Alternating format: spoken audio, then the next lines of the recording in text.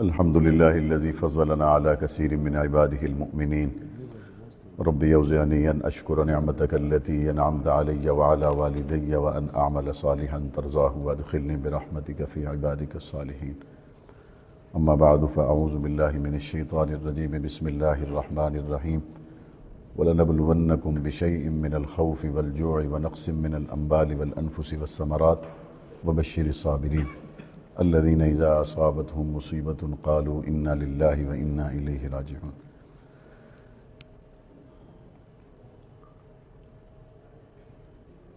دنیا میں انسان بعض دفعہ ایسے صدمات سے، ایسی کیفیات سے گزرتا ہے جس کے لیے الفاظ ختم ہو جاتے ہیں،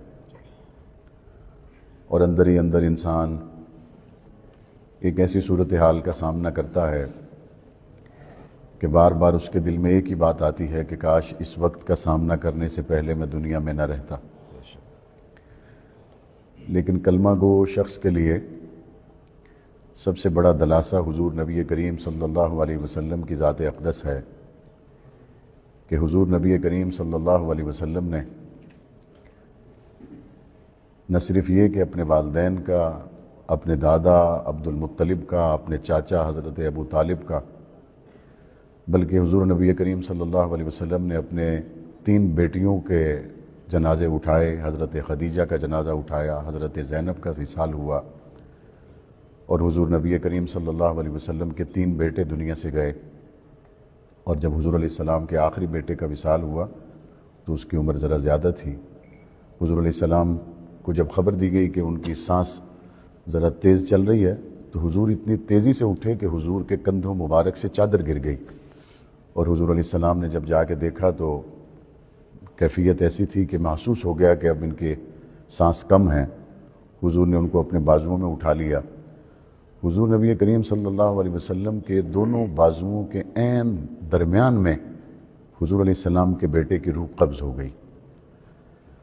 حضور نبی کریم صلی اللہ علیہ وسلم نے بچھڑنے کے صدمات برداشت کیے،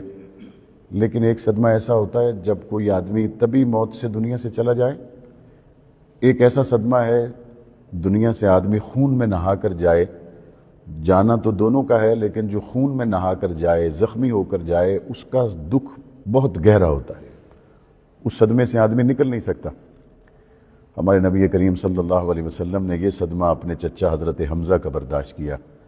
جب حضرت حمزہ کے ٹکڑے احد پہاڑ سے اکٹھے کر کے ایک گٹھڑی میں لائے گئے، اور حضور نبی کریم صلی اللہ علیہ وسلم نے اس صدمہ کو بھی برداشت کیا. آج جس دارالحدیث میں موجود ہوں، داخل ہوتے ہی پہلا خیال جو میرے ذہن میں آیا، اس دارالحدیث میں آج سے 25 سال پہلے دفاع افغانستان کونسل کا ایک اجلاس تھا. اس میں حضرت والد شہید رحمۃ اللہ علیہ کے ساتھ اس دارالحدیث میں آیا تھا، اور حضرت مولانا سمیع الحق شہید رحمۃ اللہ علیہ اس کی صدارت فرما رہے تھے، اور مولانا حامد الحق اس وقت بالکل نوجوان تھے، میں کم عمری میں تھا. مولانا یوسف شاہ صاحب اس زمانے سے اکابرین کی اور دارالعلوم حقانیہ کی خدمت میں، اور مجھے اس وقت سے ان کا نقشہ چہرہ یاد ہے. آج اس دارالحدیث میں ہم موجود ہیں، لیکن مولانا سمیع الحق شہید ہمارے درمیان میں موجود نہیں، مولانا حامد الحق شہید ہمارے درمیان میں موجود نہیں. یہ صدمہ صرف دارالعلوم حقانیہ کا صدمہ نہیں ہے، یہ صرف مولانا راشد الحق کا صدمہ نہیں ہے، یہ صدمہ صرف مولانا خزیمہ کا یا مولانا عبدالحق ثانی کا صدمہ نہیں ہے، مولانا یوسف شاہ کا صدمہ نہیں ہے، ہمارے استاذ محترم حضرت مولانا انوار الحق صاحب کا صدمہ نہیں ہے، بلکہ یہ ہمارے